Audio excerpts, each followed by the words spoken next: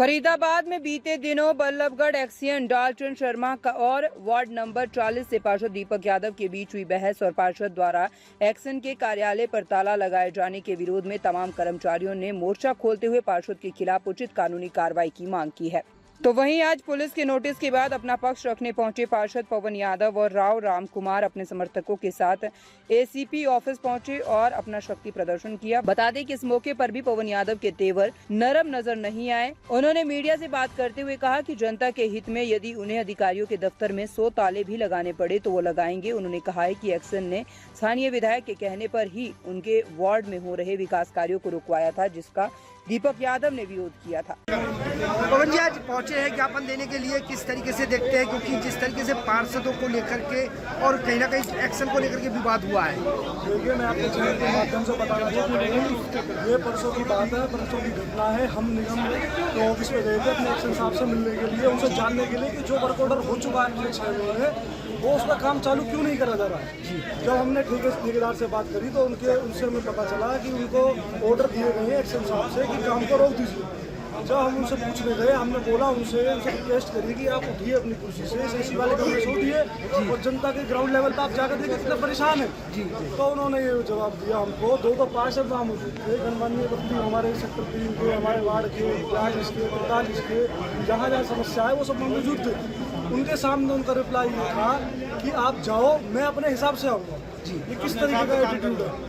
तो क्या देखते कि किसने काम कराने के लिए, बंद करने के लिए बोला है? किसने कराने के लिए? एक्शन साहब ने। एक्शन साहब से भी बोला होगा किसी ने, आपने पूछा? दबाव है, कोई क्या दबाव है आपके ऊपर जो आपने काम करने से मना कराए? क्या जवाब आपसे पूछिए आप। जी, कितना जायज मानते हैं जिस तरीके से एक्शन के कमरे का ताला लगा दिया गया? आप लोग भी थे, जनता भी थी। इस तरीके के एक्शन, इस तरीके के अवसर बल्लभगढ़ के अंदर आएंगे तो ऐसे 1000 ताले बल्लभगढ़ की जनता लगाने का काम करेगी। हम पीछे नहीं हटेंगे, जनता हमारे साथ है, जनता की आवाज़ बुलंद करने का हम काम कर रहे हैं, जनता का आवाज़ उठाने का काम। तो जिस तरीके से देखा जाए तो शिकायत विधायक और मंत्री से भी की जा सकती थी। मंत्री जी, जब विधायक जी तो खुद इन्वॉल्व है इस चीज़ में। जी, वही जो हम आप वीडियो जो वहाँ पे सारे न्यूज़ चैनल वाले वहाँ पे आए हुए थे, आप चैनल में देखेंगे वहाँ पे विधायक जी का नाम साफ साफ आ रहा है जी कि उनके कहने पे काम रुकवाया गया है। उनने अपने कार्यालय पे मीडिया बुलाई थी, उन्होंने अपने कार्यालय पे जब मीडिया बुलाई थी, अपने ओपनली उन्होंने फोन किया था और उनसे कहा था एक्शन साहब से कि काम रोक दीजिए। क्या उन्होंने पार्षद से एक बार जानने की कोशिश करी कि काम क्यों रोकिए, या हमें बताते फिर क्यों काम रोक रहे हैं आप? इनकी मंशा ठीक नहीं थी, इनको हमें बदनाम करने की इन्होंने कोशिश करी है, ये हमारा काम रोकने की कोशिश करी है, जनता को परेशान करने का काम इन्होंने करा। आप भी पार्षद में जो है कहीं ना कहीं समर्थन दिया हुआ है, तो कहीं ना कहीं मुख्यमंत्री तक ये शिकायत पहुँचेगी। जी, अगर यहाँ सुनवाई नहीं होगी तो मुख्यमंत्री तक भी जाएगी बल्लभगढ़ की जनता।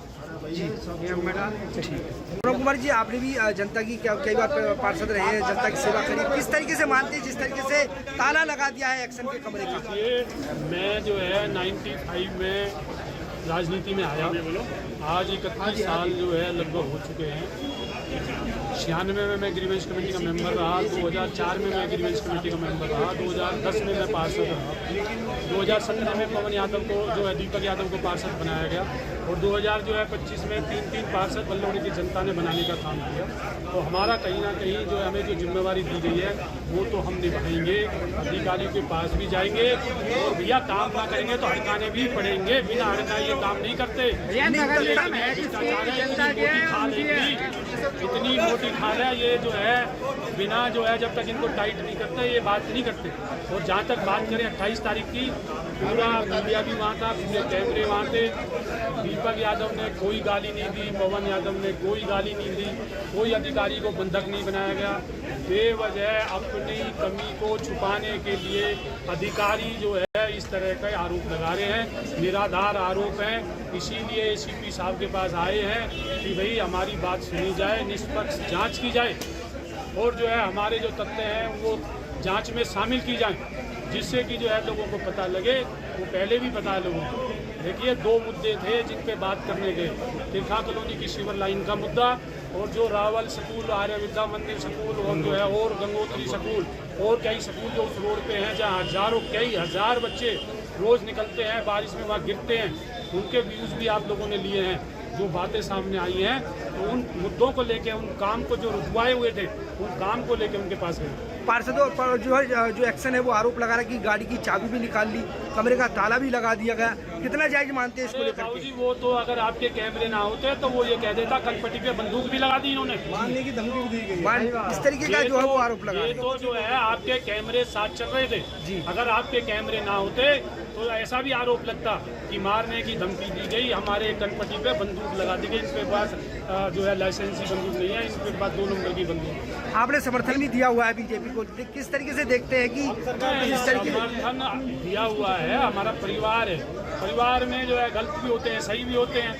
अपने विपुल गोयल जी का खुद फोन आया है दीपक यादव के पास, उन्होंने सारी जानकारी ली है। आज सुबह मेरे से भी बात हुई है और अगर न्याय नहीं मिलेगा तो पूरा बल्लभगढ़ शहर रोडों पे उतरेगा, अपनी बात को रखेगा।